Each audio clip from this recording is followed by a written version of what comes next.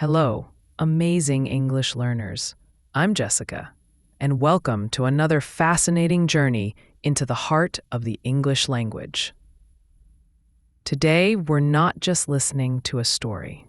We're unlocking a powerful secret to truly mastering English: full immersion. You see, traditional language learning often feels like assembling a puzzle piece by piece.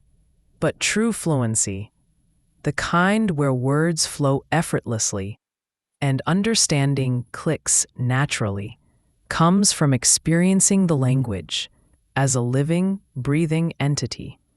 That's what immersion does. It surrounds you with authentic English, the way native speakers actually use it, and trains your brain to think, process, and even dream in English, not just translate. Think about it. How did you learn your first language? Not through textbooks or grammar drills, but by being constantly immersed in it. Every sound, every conversation, every story built your natural understanding. That's the magic we're recreating here. In this video, we're diving deep into the incredible true story of Charles Steinmetz, the Wizard of Schenectady, a genius who literally tamed lightning and changed the world. By focusing entirely on listening to this captivating narrative in English, you're not just expanding your vocabulary, you're attuning your ear to natural rhythms, absorbing complex sentence structures intuitively, and building a powerful mental database of how English truly works, all without even realizing you're studying.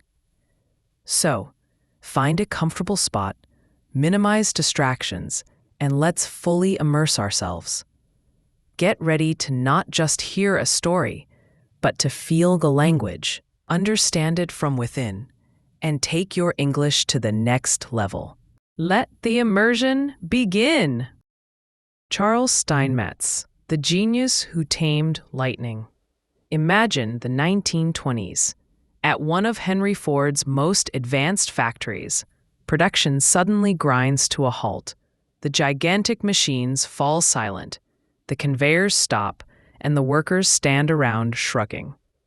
Ford's engineers struggle with the problem for days, yet they cannot find the breakdown.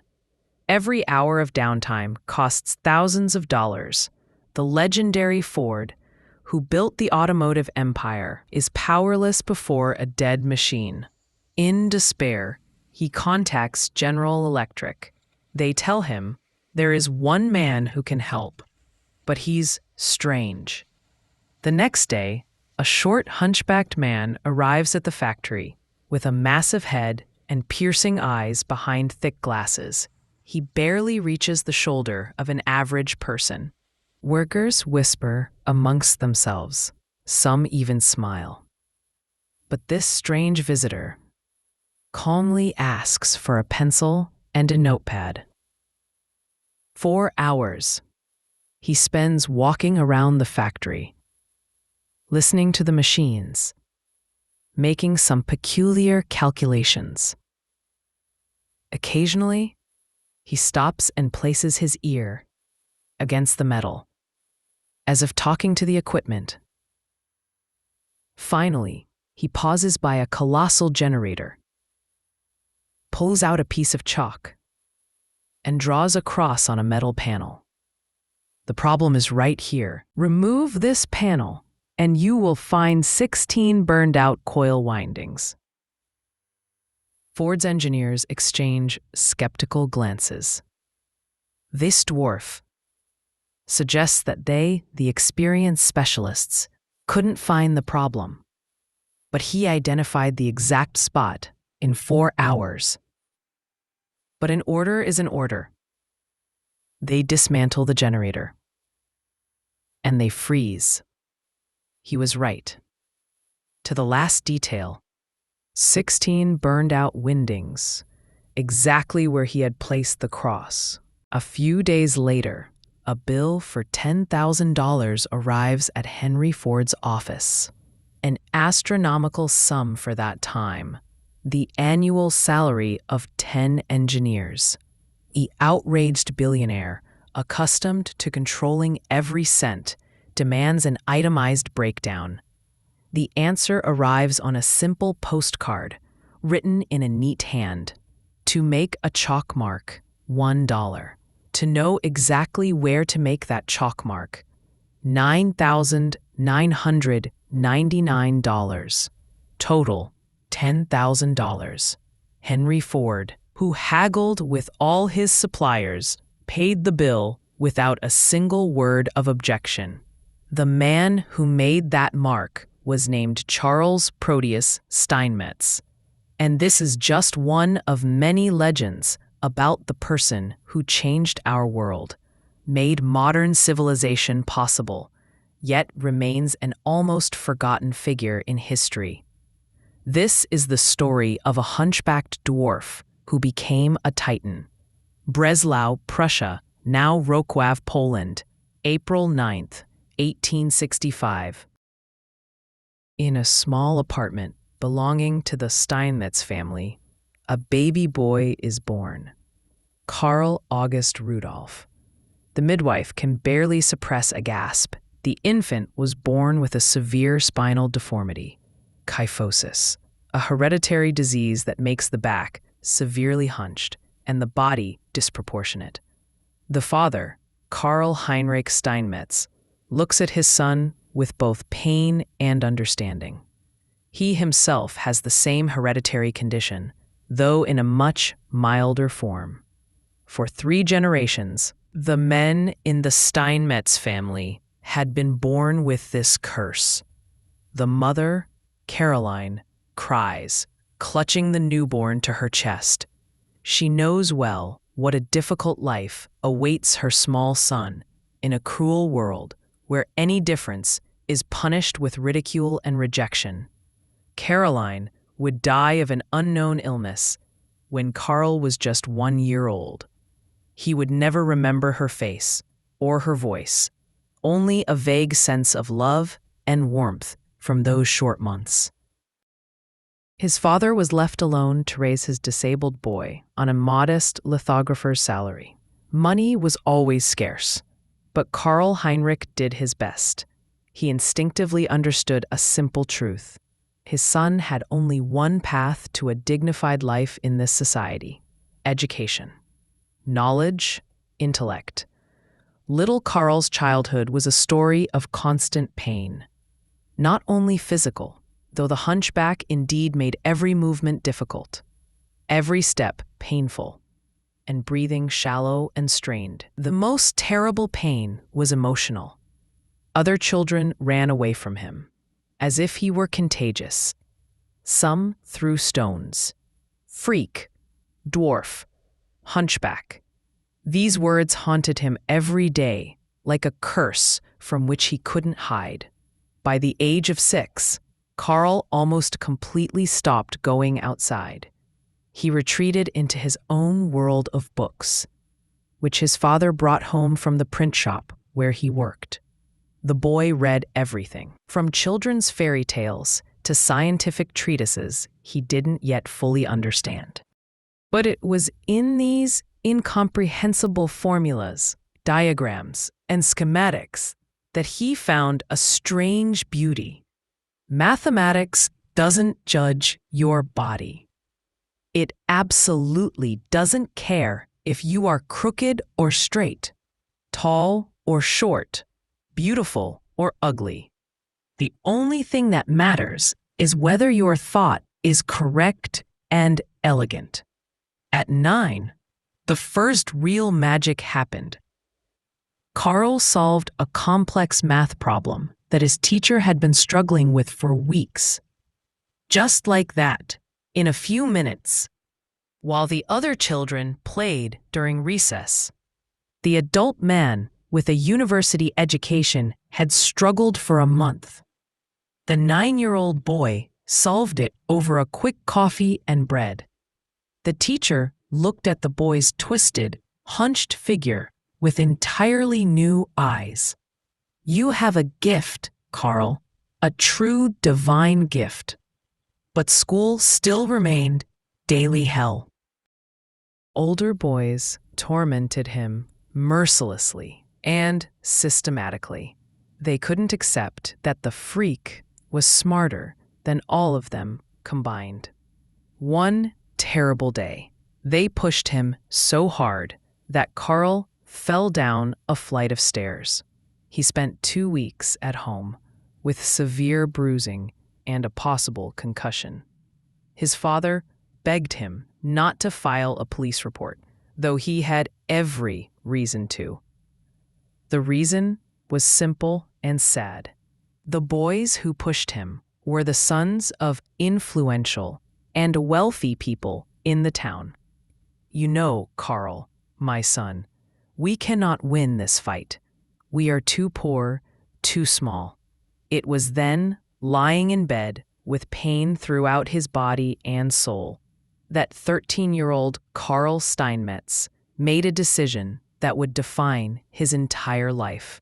He would become so smart, so utterly genius, that the whole world, this whole cruel, unfair world, would be forced to acknowledge him. He would become so outstanding that all those beautiful, healthy, influential boys would look pathetic compared to him. Knowledge would be his weapon, intellect his revenge. At 16, Karl entered the prestigious University of Breslau. Mathematics, physics, chemistry. He devoured knowledge with the insatiable hunger of a man who had been starving his entire life.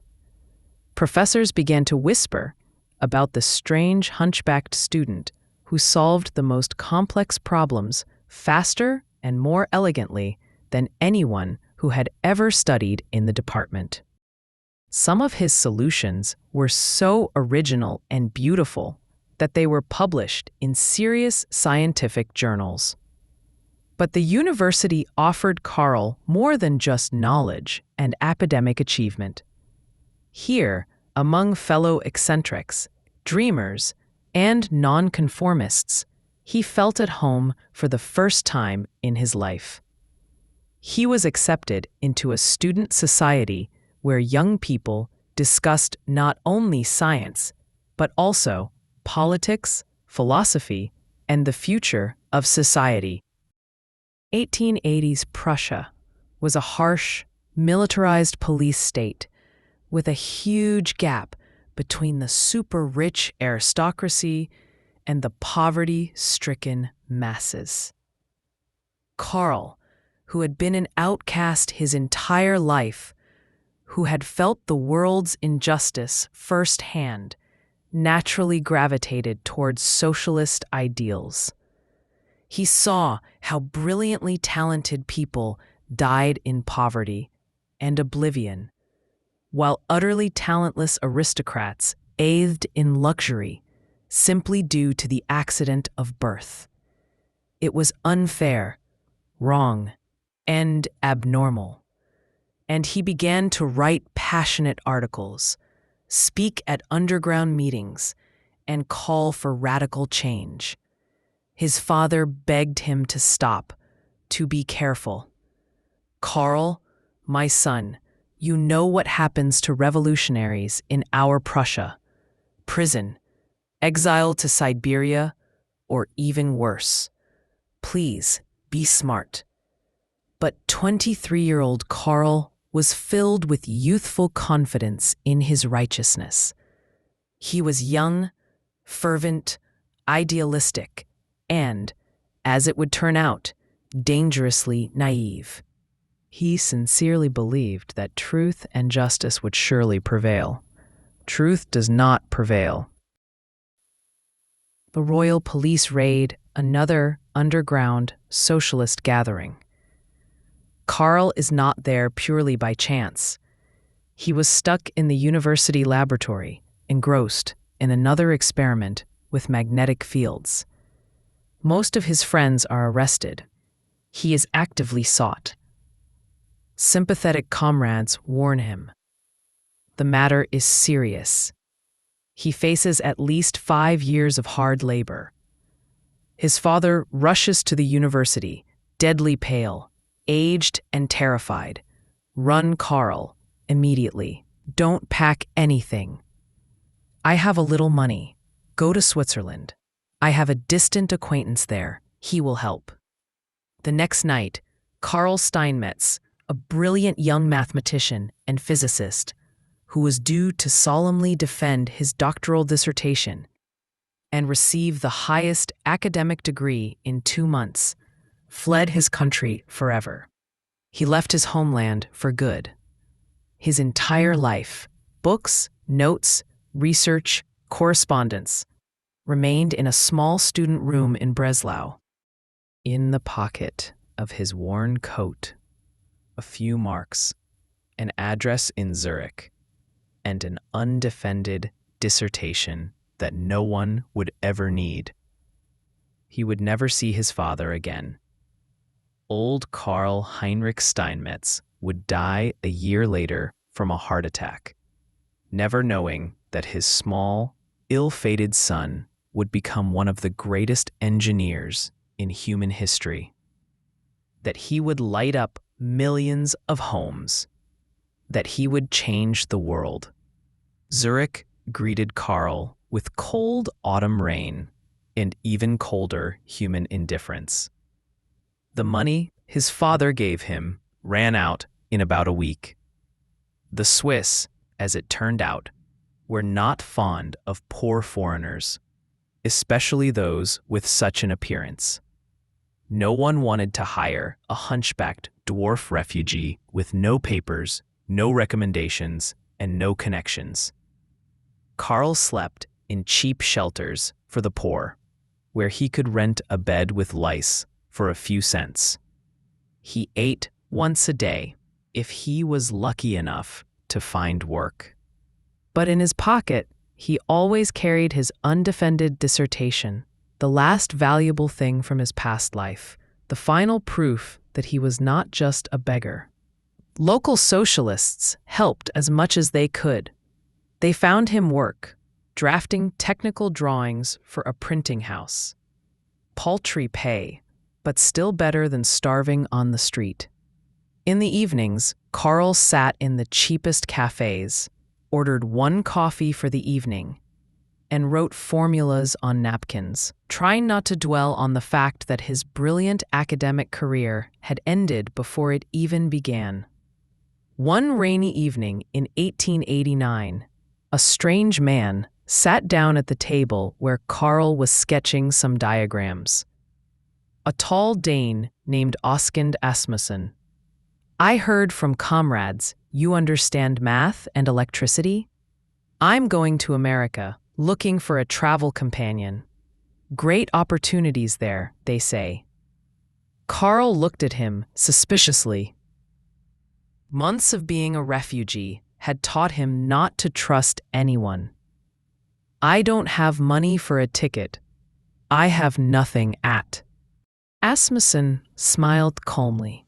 I have a ticket for 2 and a little money to start. But there, in America, I don't know anyone, and I don't speak English. And you? You're a smart guy. You learn fast. Deal? Why Asmussen agreed to take an absolutely penniless, disabled fugitive with him remains a historical mystery. Perhaps he truly saw a spark of genuine genius in the hunchbacked youth with the burning eyes. Or perhaps he was just a kind, lonely man who needed company. History hasn't preserved the answer. On June 1st, 1889, they boarded a crowded steamship bound for New York. Charles Steinmetz was 24 years old. In his pocket, $2 and an undefended dissertation in German, which no one in America could read. He didn't know a single word of English. He had no acquaintances or connections in the whole of vast America. His name was on the police lists in Prussia as a political criminal, a socialist, and an agitator. In the Old World, prison awaited him. In the New World, the unknown. The crossing of the turbulent Atlantic Ocean lasted for 2 long weeks. Karl spent them in the cramped and stuffy compartments of the lower deck among hundreds of other immigrants. Irish peasants fleeing famine. Italian workers seeking wages. Jewish families escaping pogroms. They were all traveling to the legendary Promised Land, where, as the stories told, anyone could become anything if they worked hard enough and believed in their dream. On June 15, 1889, the ship finally arrived in New York. Ellis Island, immigration control, endless queues of hundreds of exhausted people, the crying of hungry children, the shouts of officials in various languages. Karl stood with his meager bundle and understood well. He could easily be denied entry to the country right now. A disabled person without money, without knowledge of the language, without a confirmed profession. Who would believe that this hunchbacked dwarf was a genius mathematician? Such people are sent back on the first available ship. The immigration inspector looked at him with barely concealed disgust. He asked standard questions in English, which Karl, of course, didn't understand. Asmussen tried to translate with his broken English. "What is your profession?" "Mathematician and physicist." The inspector openly snorted. Another good-for-nothing and fugitive pretending to be a scientist. Such people are not allowed into our country. And then a real miracle happened. One of the inspector's young assistants, a German immigrant who had arrived 5 years earlier, suddenly recognized the surname. "Wait, Steinmetz? Karl Steinmetz? I read your article in a journal about the mathematical analysis of alternating quantities. He really is a scientist, not a beggar." The inspector wasn't entirely convinced, but waved his hand. Let him go. Let him starve on the streets of New York if he's so smart. On June 15th, 1889, Karl Steinmetz stepped onto American soil. The first thing he did, still on Ellis Island, was decide to change his name. Karl sounded too German, too Prussian for the New World. From now on, he was Charles Proteus Steinmetz. Proteus, like the ancient Greek god of the seas who could change his form. His old life and old identity ended forever in Europe. Here, in America, a completely new life began. But New York, in 1889, was not the fairy tale city of opportunity from the stories. It was a cruel, concrete jungle that methodically ate the weak and spat out their bones. Charles and Asmussen rented a tiny room in a Lower East Side tenement, a slum where 20 families lived on one floor, where there was one dirty toilet in the hallway for 10 rooms, and where there was a constant stench, poverty, and despair. Charles began desperately looking for any kind of work. Engineer. They wouldn't hire him because he lacked American experience and recommendations. Mathematician at a school or college. They laughed in his face, asking what mathematicians were needed in a country that was building railroads, bridges, and factories. He agreed to anything. Draftsman for money, clerk in a warehouse, assistant in a chemical laboratory. He worked 12 to 14 hours a day, earned pathetic pennies, barely enough for bread and rent. But in the evenings, even dead tired, after a hard day's work, he sat down at his wobbly table and read, studied, and researched. He mastered English in 3 months to the point where he could freely read technical literature and converse with native speakers. He subscribed to the most serious scientific journals, denying himself decent food for their sake. He drew electrical schematics, wrote formulas, and experimented in his head, as he had no money, equipment, or space for real experiments. The first year in New York was a year of pure survival on the brink. But Charles Steinmetz did not give up, did not break. He clearly remembered the promise he had made to himself back in the hospital bed after that fall down the stairs in Breslau. He would be the best. He would prove everyone wrong. The world would be forced to acknowledge his genius. And the world was already very close. In the small industrial town of Yonkers, a few miles north of New York, a small but ambitious company called Eikemeyer and Osterheld was operating. They manufactured dynamo machines, new types of electric current generators. And in America, the great electrical revolution was just beginning, a revolution that would forever change human civilization. And soon, Charles Steinmetz was destined to become the chief architect of that revolution. The year 1890 became a turning point. America was gripped by a real war, not the usual kind with soldiers, cannons, and blood. This was the War of the Currents, a technological battle that would determine how humanity would use electricity for the next century and beyond. On one side of the barricades was the legendary Thomas Edison with his direct current DC system. Edison, whose name had already become synonymous with genius and invention in America. His system powered New York, and his light bulbs shone in thousands of wealthy homes.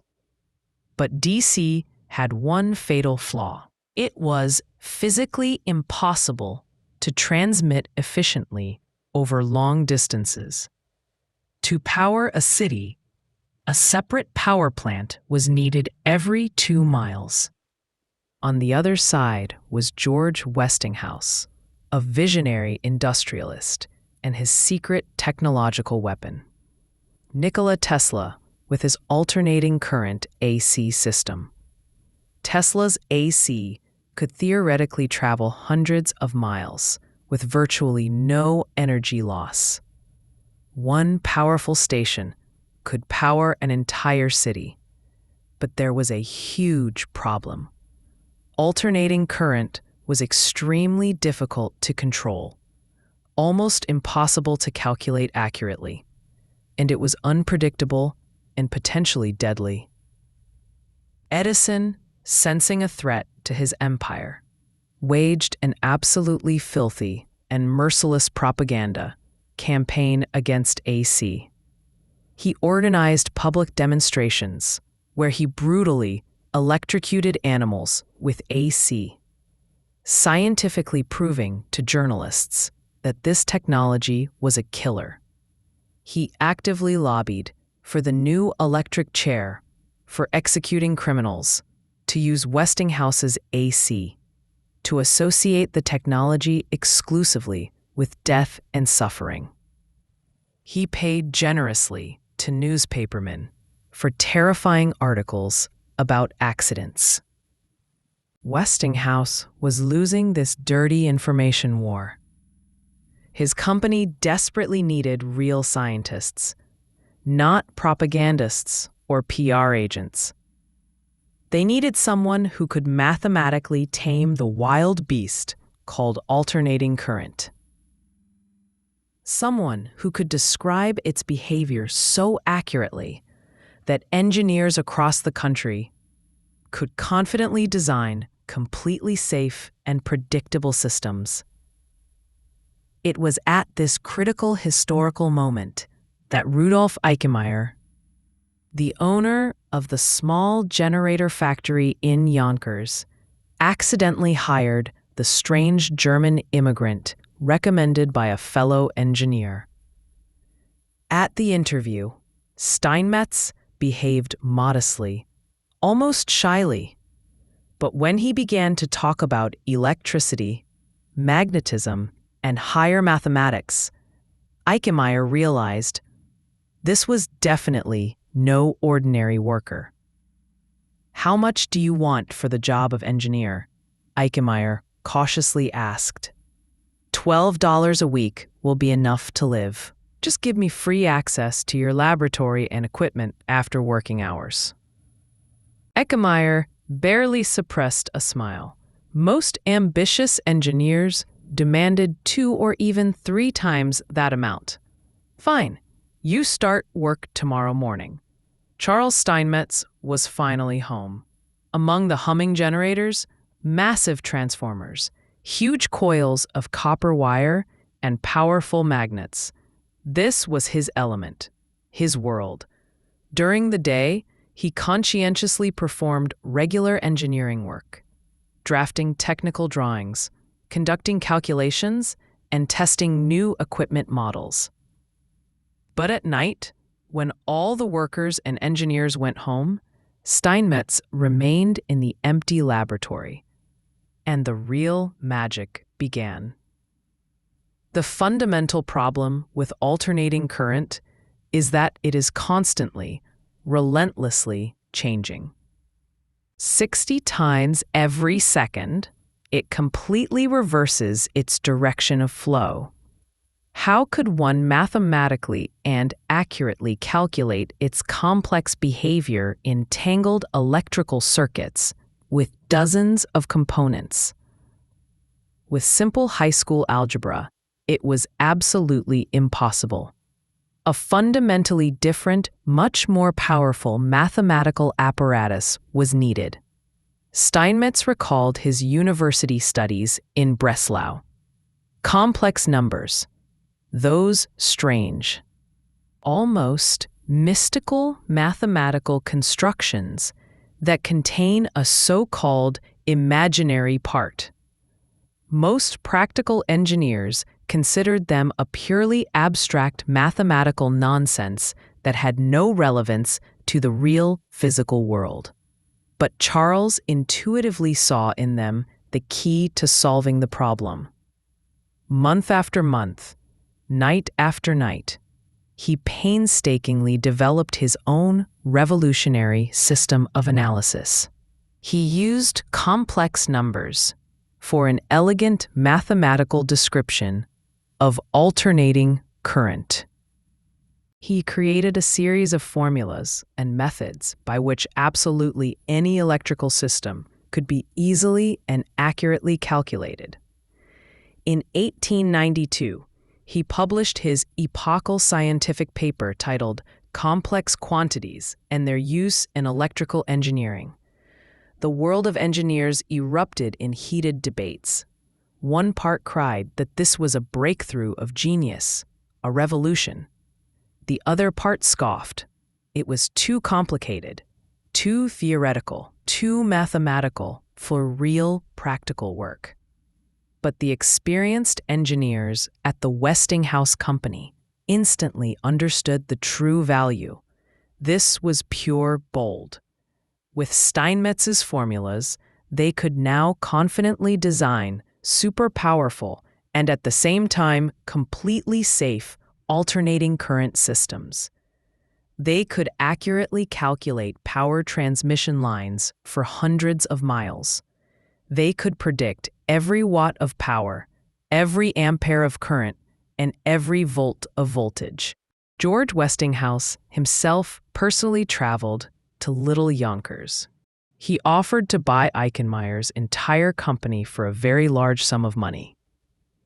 But the real hidden reason for the deal was that he desperately wanted to acquire Steinmetz for his team. The meeting of the two men became legendary. Standing before the mighty industrialist Westinghouse was a short, hunchback dwarf in a cheap, worn suit, with thick glasses on his nose and an eternal, cheap cigar in the corner of his mouth. But when they began to discuss electricity, theory, and practice in detail, Westinghouse suddenly realized with astonishment this was the smartest, most ingenious person he had ever spoken to. Smarter than the brilliant but impractical Tesla. Perhaps even smarter than the great Edison himself. The year 1893 became a triumph. Charles Steinmetz was only 28 years old. He was no longer a poor, hungry immigrant sleeping in slums. He was the chief consulting engineer of one of the largest and most powerful electrical corporations in America. He was paid a fantastic $12,000 a year. He had his own perfectly equipped laboratory, an entire staff of assistants, and all the necessary modern equipment. And most importantly, thanks to Steinmetz's mathematical magic, alternating current finally became completely safe, absolutely predictable, and easily manageable.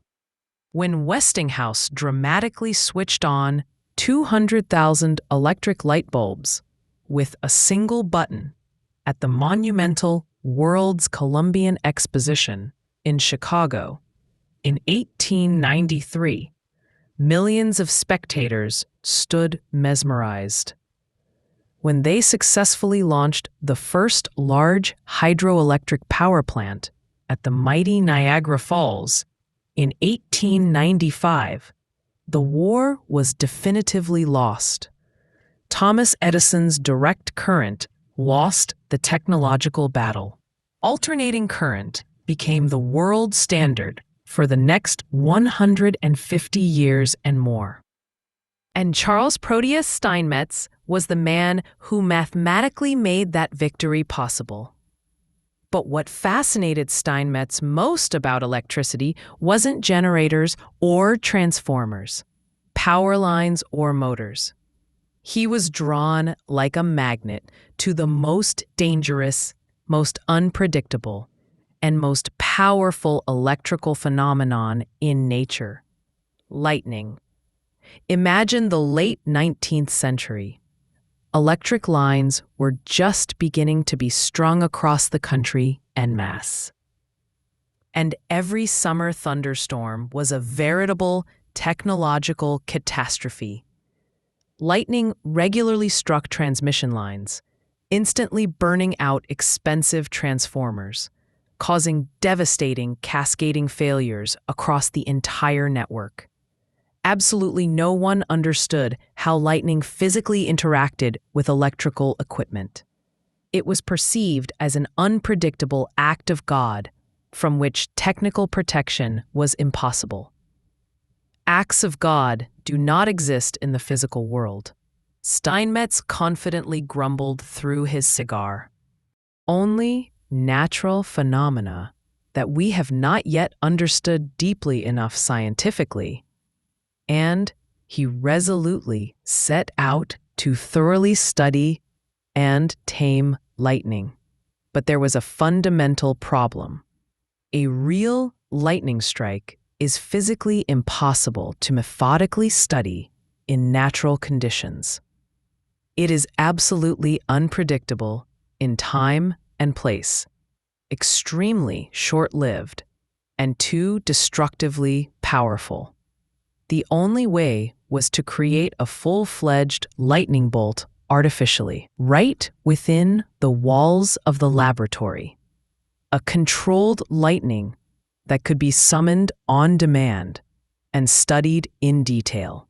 You are absolutely insane, Professor. Cautious colleagues cried in terror.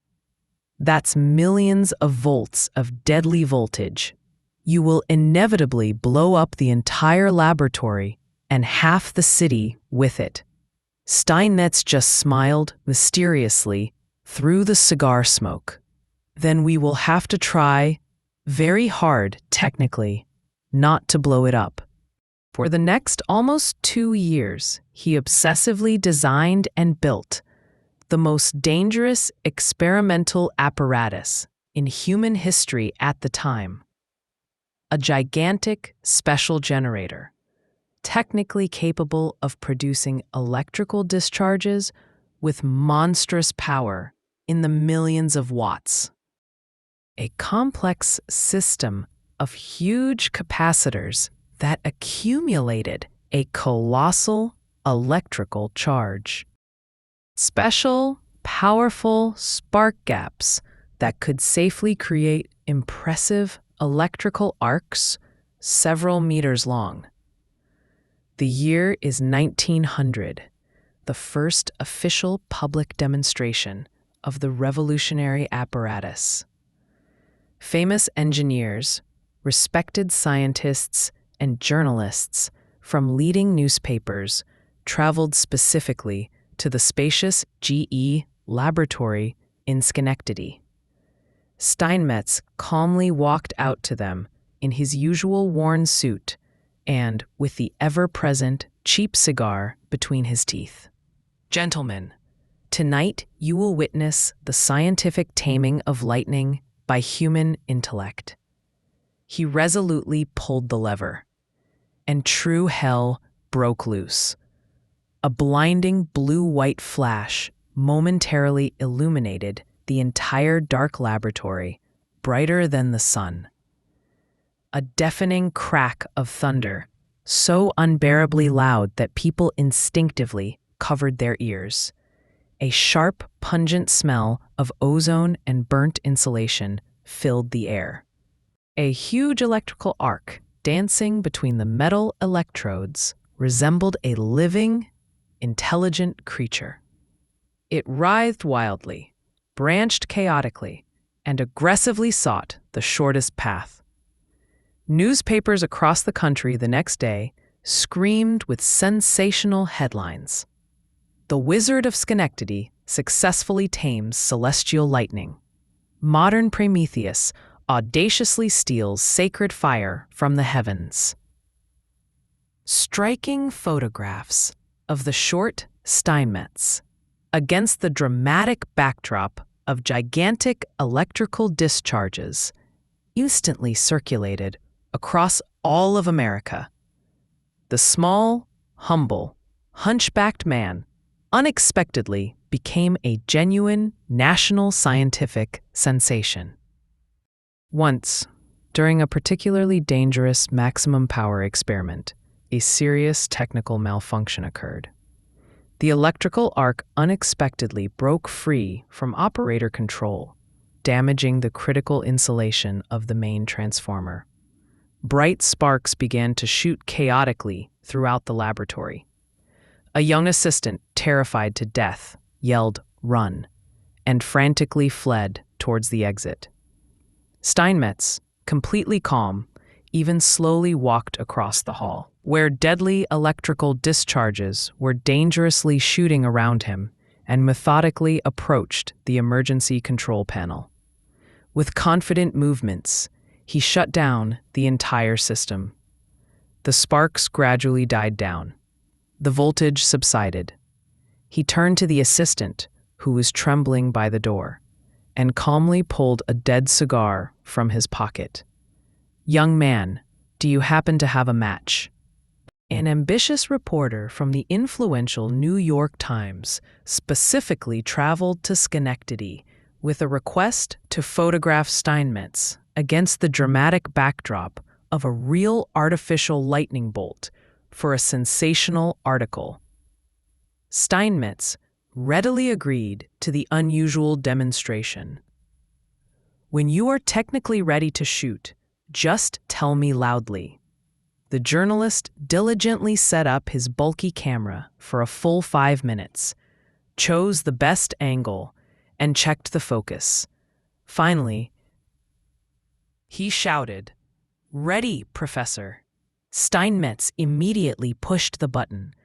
A powerful electrical discharge, and the photograph showed the reporter with his mouth comically wide open in terror, and his hair amusingly standing on end from the static electricity.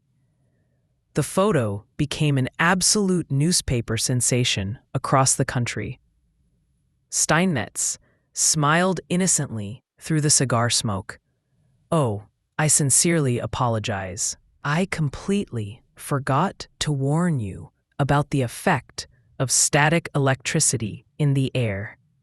But for Steinmetz himself, this was never an entertaining show for the public. It was always serious science. Month after month, year after year, he methodically studied the complex behavior of artificial lightning, how it physically propagated through air and materials, how it interacted with various metals, dielectrics, and semiconductors, how one could technically protect against its destructive force. The practical result of years of research was a true revolution in electrical safety. Steinmetz personally developed fundamentally new, significantly more effective types of lightning rods. He created special protective devices for vulnerable transmission lines. He meticulously described the correct methods of grounding. His numerous patents directly saved thousands of human lives and prevented millions of dollars in technical damage. In 1902, the prestigious Union College in Schenectady officially invited the world-renowned Professor Steinmetz to teach a special course in advanced electrical engineering. The students were initially openly shocked. A short dwarf confidently walked into the spacious auditorium, a man who physically barely reached the professor's lectern even on his tiptoes. A few foolish boys in the back rows chuckled uncontrollably. Steinmetz silently took a piece of chalk and quickly wrote an extremely complex mathematical formula involving integrals and complex numbers on the large blackboard. He turned to the audience. "Who among you can solve this problem independently?" Dead, tense silence. Not a single student dared to even try. In 2 minutes, he brilliantly derived the detailed solution, drawing formulas and graphs with incredible professional speed. Then he took a simple light bulb, connected it to a power source through a set of resistors of different resistances. Watch carefully and remember. The light bulb began to shine with varying intensity, depending on the resistance. Here you have the practical Ohm's law in the real, not theoretical world. By the end of the first 2-hour lecture, you could not hear a single breath in the auditorium. Afterward, one impressed student quietly told another, "I just understood what true scientific genius is for the first time in my life." An entire team of experienced GE engineers desperately struggled for nearly a week with a complex system of interconnected transformers that stubbornly refused to work correctly. Steinmetz accidentally walked into the lab on a Mother Matter, casually glanced at the detailed technical diagram for literally 5 minutes. Your problem is in the third transformer from the left. Reduce the total number of primary coil windings by exactly 12%. The engineers exchanged skeptical looks. How could he possibly know? but they tried anyway. The system suddenly began to work. Absolutely, perfectly. The amazed chief engineer cautiously asked, "Professor, how did you calculate the exact solution so quickly?" Steinmetz shrugged in surprise. "I just multiplied and divided in my head. It's really not very complicated arithmetic." At the large GE factory, something was constantly buzzing suspiciously. Experienced workers complained to the foreman. The main motor seemed to be running somehow incorrectly, but no one could figure out exactly what the problem was. Steinmetz accidentally walked past, stopped, and listened attentively for about 15 seconds. 58 hertz instead of the standard 60. Urgently check the main voltage regulator on the incoming line. The engineers checked with precise instruments in disbelief. He was absolutely right. It turned out that Steinmetz had a phenomenal absolute pitch specifically for electrical frequencies. He could determine them more accurately than any technical instrument of the time, simply by listening to the characteristic hum of the equipment. Steinmetz carefully studied the problem for a day, then said, "Give me some quiet time to think alone." The next morning, he arrived at the laboratory with a thick notebook, literally covered in complex formulas and calculations. "I suddenly woke up at 3 o'clock in the morning, and the complete mathematical solution was unexpectedly already fully formed in my mind." The legendary stories about Charles Steinmetz are endless, but the most important lesson they teach us is that this great man, initially condemned to obscurity and hardship by his physical condition, transcended his limitations through the sheer power of his intellect and will. He was not only a genius who mathematically tamed the wild forces of alternating current and lightning, but he was also a deeply kind, idealistic, and unconventional humanist. He never married, but he unofficially adopted a former assistant's family, raising the children as his own and ensuring they had a wonderful life. He loved nature and built a retreat in the woods, where he would row his canoe, always accompanied by his cigar. He was one of the first scientists to advocate for environmental protection and conservation. Charles Proteus Steinmetz died in 1923, leaving behind more than 200 patents and a world that was brighter, safer, and completely transformed by his mathematics. He proved that the most important thing is not where you come from or what you look like, but the light you carry in your mind. He truly was the Wizard of Schenectady.